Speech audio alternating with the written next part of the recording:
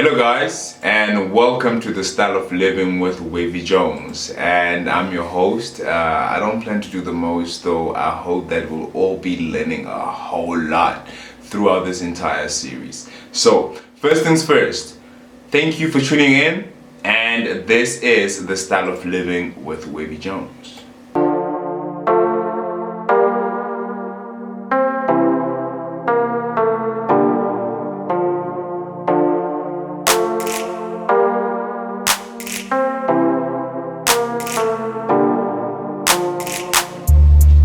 So, what is the Style of Living with Wavey Jones?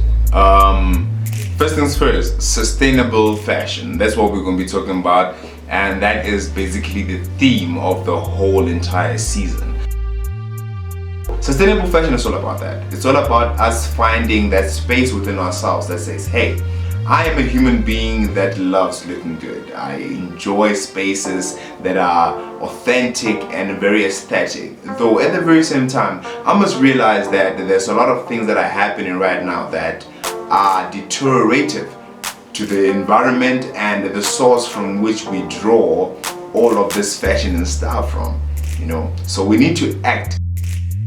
The emphasis is on producing clothes that are more and more environmentally friendly, and as a result improves the livelihood of the stakeholders and the immediate environment and communities. So it's a full circle effect. Whatever you do right now is going to affect you 5, 10 years, even a year or a month from now. So sustainable fashion is about being aware of how everything that we're doing right now may affect us, or even a generation or 10 generations after we have experienced whatever it is that we came here to experience.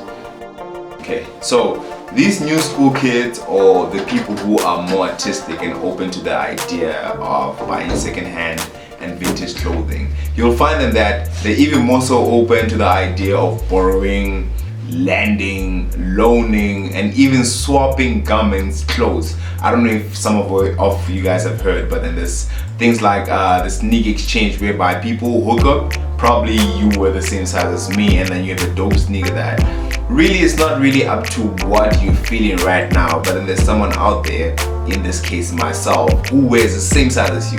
Consider that, and would like to have that sneaker.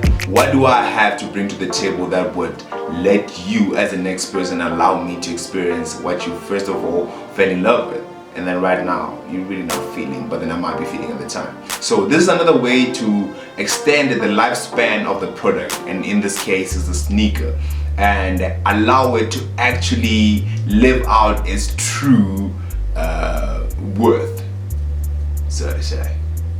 But anyway, according to the Green Strategy by Dr. Anna Brisma, we're going to discuss the 7 forms of sustainable fashion. On-demand and custom-made fashion items, products, and services. So what does this mean? It means that we don't have to produce fashion on a large scale. Every single production can be to that somebody actually wants a certain specific type of item, and they've went out of their way to actually order that. So instead of producing a mass number of the same item, which only 5 to 2% of the population is actually going to be interested in and actually go and purchase. It's all about saving money, it's all about saving time, and also the natural resources required to produce all the fashion items, products, and services that we render to the stakeholders and communities at large. So, number 2, green and clean. What does that mean? As consumers of the fashion industry, we need to be aware of where the products that we purchase come from.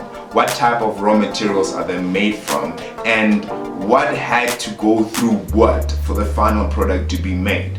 People are mistreated, people are not working within or under the right working conditions, and at the end of the day you end up purchasing these fashion products and services at exuberant prices, whereas the making of them was not on par with how you would feel as a consumer, that the human being or the animal, because some of these products that they're being tested and trial and tested on animals, and which is something that right now everybody across the globe is being conscious of, and no one wants to see that happening. So another important factor is about knowing how your products are made, where they come from, and how they came about to become this quality, apparently quality product, but then you are always the judge of that product that whatever brand is presenting to you. The third thing is high quality and timeless designs.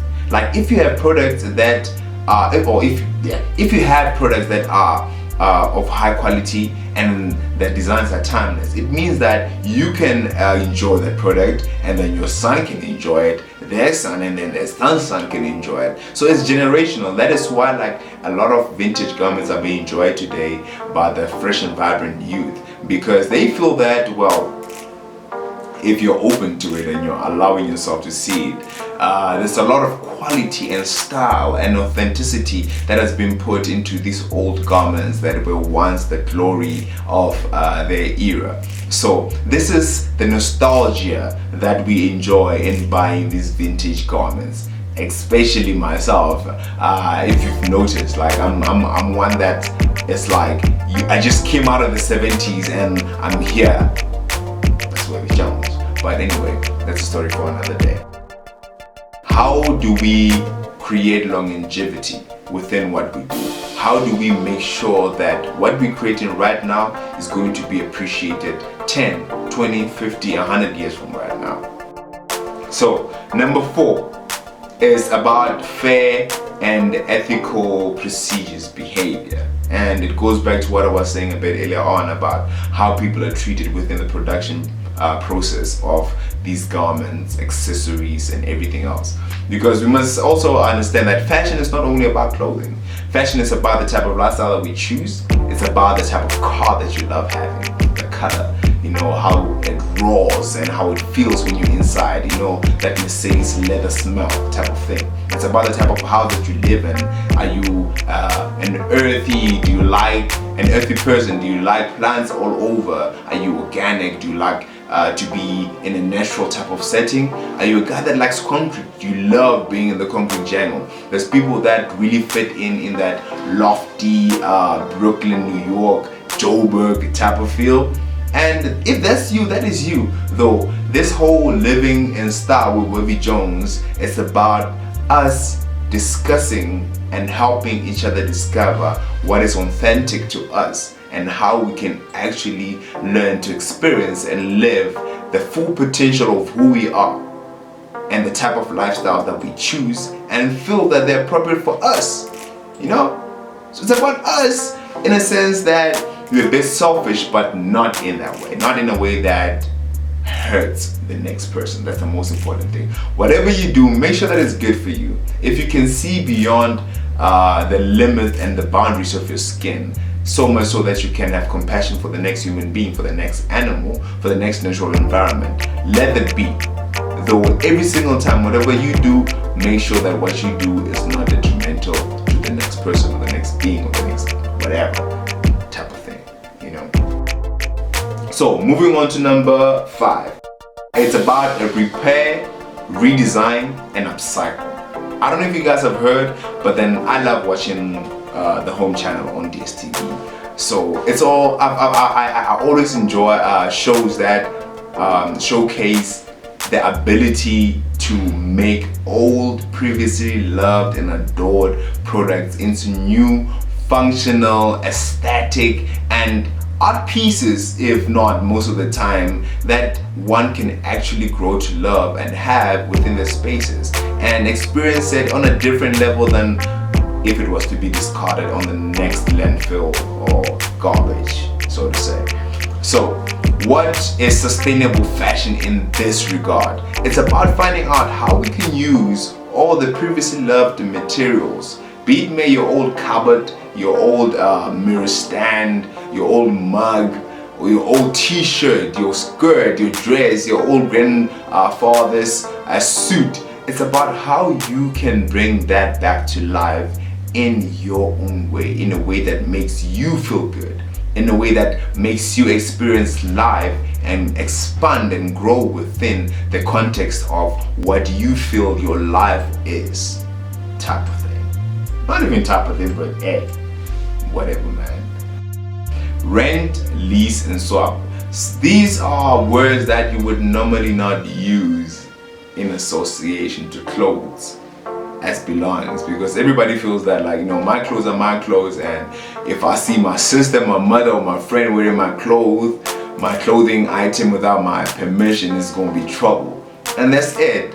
It's about the type of mentality that we've allowed ourselves to live with. If we can allow ourselves to learn new thoughts, new ideas, and new feelings, we can see that we're able to share what we love with the next person and actually learn to appreciate and love it more. Because when somebody, be it your friend, your significant other, or your family member, when you love something and you share it with them, and then they experience and then they display the same level of passion and love and appreciation for what you are sharing with them, this is a type of even level of connection that you have with them. So sharing is about that, and we can even extend it to the level of clothing, accessories, fashion, style, being, you know. Swapping, leasing clothes. You know, as creatives, I don't always have all the right clothing. I have my peoples. I have my dudes like Cribby.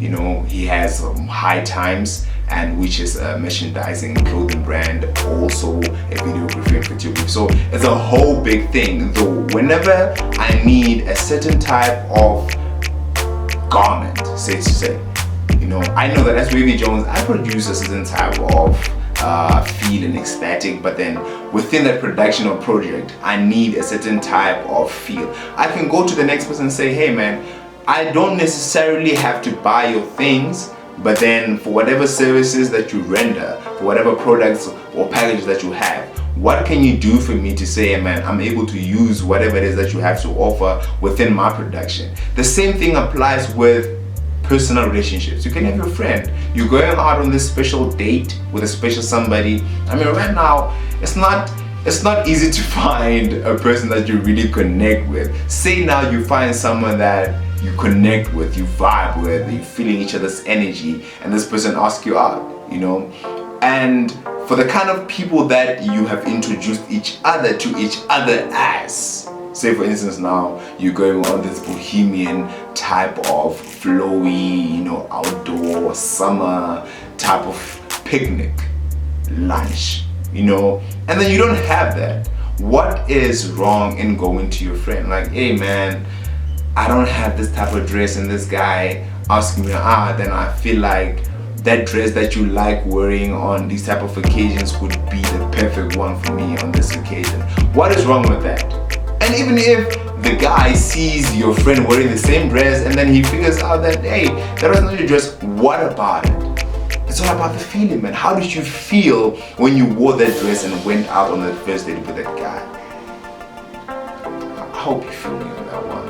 And that applies on so many types of different examples, but then that is the one that just came to head right now. So number 7, the last but not the least one, secondhand and vintage. It goes back to what I was saying in the beginning, guys. Like right now, mialo, well, the type of clothing that we find on the streets, you know, thrift shops, on secondhand shops, pawn shops, that is a cool thing right now, because it takes us back to an era that we know that we can actually never have back. Though the nostalgia, the feeling, the going back, and the type of settings, sets, and experiences we can create from such eras for ourselves right now is why we do it. Is the feeling. And that's what I'm all about. That's what this whole segment or this whole blog show is all about. It's about the feeling that you have with fashion. And that's just it. That is just it, you know? So I hope that we all understood that, and this has been like I told you guys from the get-go, I'm not gonna claim that I'm some expert at doing this fashion thing. I had to go through my own fair share of trial and error. I had to go and experience for myself I asked around, you know, I seeked advice, I seeked wisdom, though I had to experience it for myself. And that's what I'm hoping that you guys will allow yourselves to have the courage to do. Actually try and experiment. The only way you can actually live is by doing it. You cannot imagine living, you cannot fantasize living. All that is just daydreaming and night dreaming, and that is not a good thing. You will always feel like you're lacking something. But if you actually take it upon yourself and do it, you will actually know what it is. So, guys, thank you very much. This has just been the introduction to what we've been, or what we're going to do from this point on forward on the style of living with Wavey Jones. And I hope that this has been an informative and helpful clip, and that we might grow to be very good friends, you guys and I. And let us continue growing, let us continue experiencing, and let us continue being wavy. It's all about the feeling, baby. That's how we do it. This has been The Style of Living with Wavey Jones, proudly brought to you by Wavey Jones Couture. Thank you for tuning in, and expect more great content. Ciao.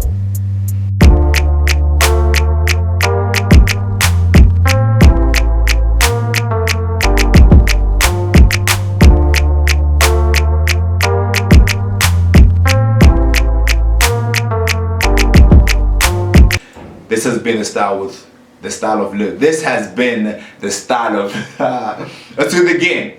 This has been the style of living with Wavey Jones.